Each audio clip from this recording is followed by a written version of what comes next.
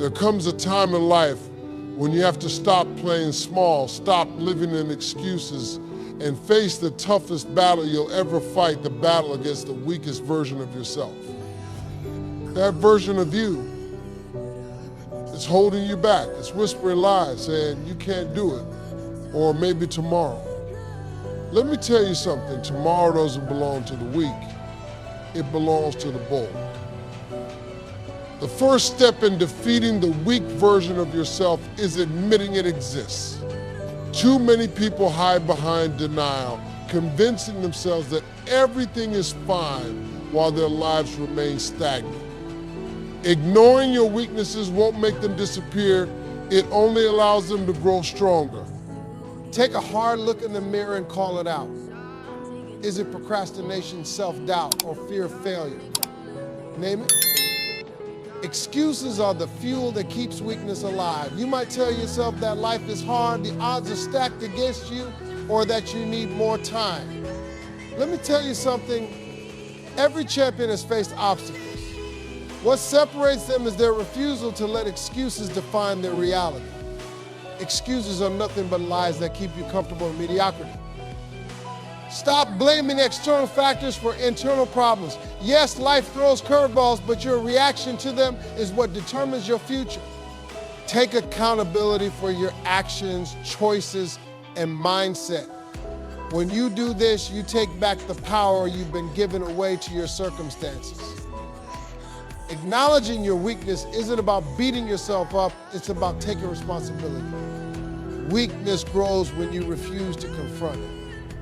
Strength begins when you decide to take ownership of your life and stop waiting for someone else to save you. When you acknowledge your flaws, you also open the door to solutions. You begin to see opportunities to grow, learn, and improve.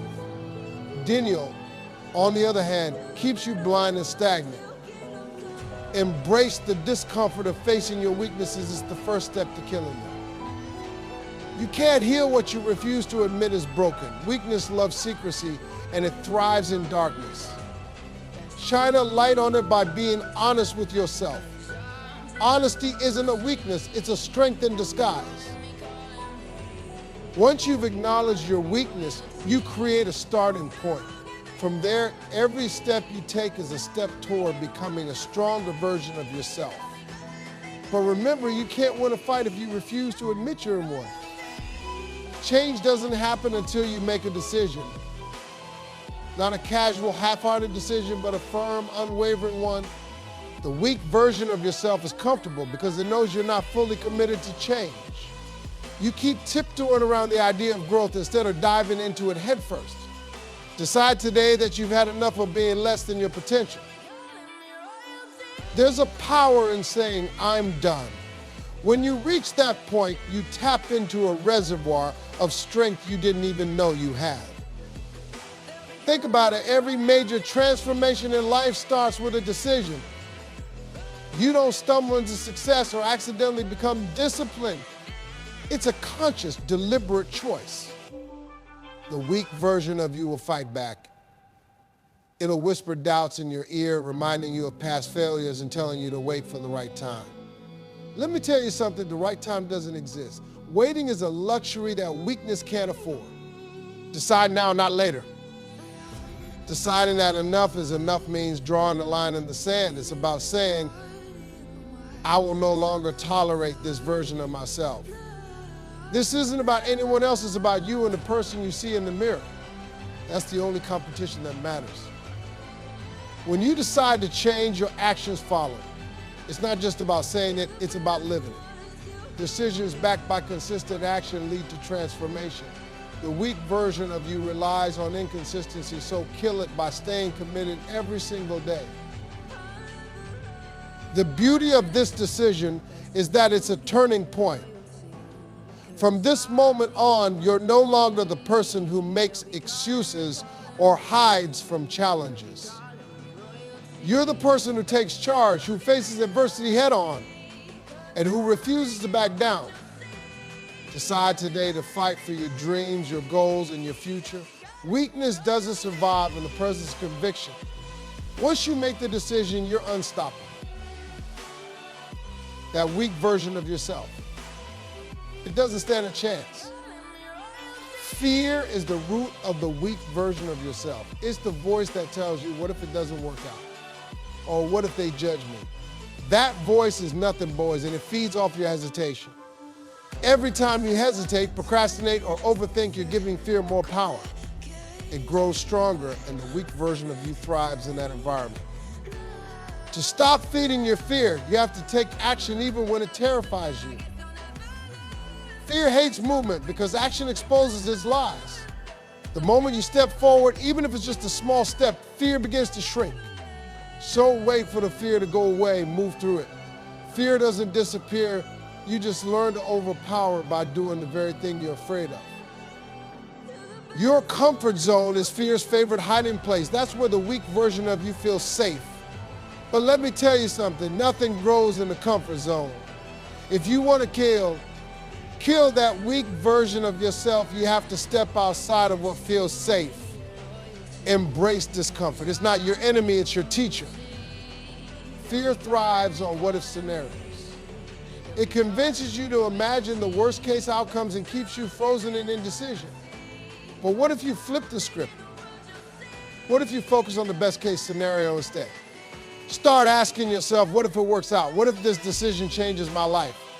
Shift your perspective, and you'll starve your fear of its control. Stop feeding fear by surrounding yourself with courage. Spend time with people who inspire you, challenge you, and push you to be brave. Courage is contagious, and the more you see others face their fears, the more you'll believe you can face yours too. Fear is not a wall, it's a door. You just have to push through it. The weak version of you will tell you to stop, to retreat, to play it safe. But remember, every time you push past fear, you're killing that weak version and stepping into the stronger, bolder version of yourself. If you keep feeding your fear, it'll eat you alive. Starve it with action, confidence, and persistence. The moment you stop giving it power, it loses its grip. That's how you kill fear and the weak version of you along with it. You are the company you keep. If you spend your time with people who complain, make excuses, and accept mediocrity, you'll start to reflect on their habits. The weak version of you thrives in that environment because it feels normal there. If you want to kill that version of yourself, you have to elevate your circle. Strong people don't just talk about what they're going to do, they do it. They challenge themselves daily and inspire others to do the same. When you surround yourself with these people, their energy becomes contagious. You start to see what's possible because you're witnessing it firsthand. Look around you. Are the people in your life lifting you or pulling you down? Are they encouraging you to grow, or are they keeping you stagnant? If the answer is the latter, it's time to make some changes. You don't owe anyone your future. Weakness loves loyalty to the wrong crowd, but strength demands you choose wisely. Being around stronger people doesn't mean you have to compete with them. It means you learn from them. Watch how they handle challenges, how they think, and how they act. Absorb their mindset and apply to your own life. Their strength can become the blueprint for your growth. Sometimes upgrading your circle means walking away from people who no longer align with your vision. That's not being selfish, that's being intentional. Weak people will call you out for changing, but strong people will applaud you for growing. Learn to let go without guilt. Seek out mentors, coaches, and role models who've been where you want to go. Their guidance will help you see beyond your limitations. The weak version of you can't survive in a room full of strong individuals because it's constantly being challenged to improve. When you surround yourself with stronger people, you're not just killing the weak version of yourself, you're replacing it with a version that believes in greatness. Your circle is your environment, and a strong environment breeds a strong individual. Discipline is the weapon that destroys the weak version of yourself. It's the consistent, unrelenting effort that says, I'm in control. Weakness thrives on inconsistency, skipping workouts, sleeping, or choosing comfort over progress. Discipline leaves no room for excuses because it replaces feelings with actions. The weak version of you relies on motivation, but motivation is fleeting. Discipline, however, is permanent. It's waking up early to chase your goals, even when you're tired. It's saying no to distractions and yes to your priorities. Every time you choose discipline, you weaken the hold of your lazy, unmotivated self. Building discipline isn't about big, dramatic changes. It's about small daily habits. Start by committing to one thing every day, something that aligns with your goals. Maybe it's reading for 10 minutes, working out for 30, or setting aside time for reflection. These habits compound over time and create unstoppable momentum. Weakness hates structure because structure demands accountability. Create a routine that supports your growth and stick to it. Whether it's a morning ritual, a daily workout, or dedicated focus time, structure keeps you on track and eliminates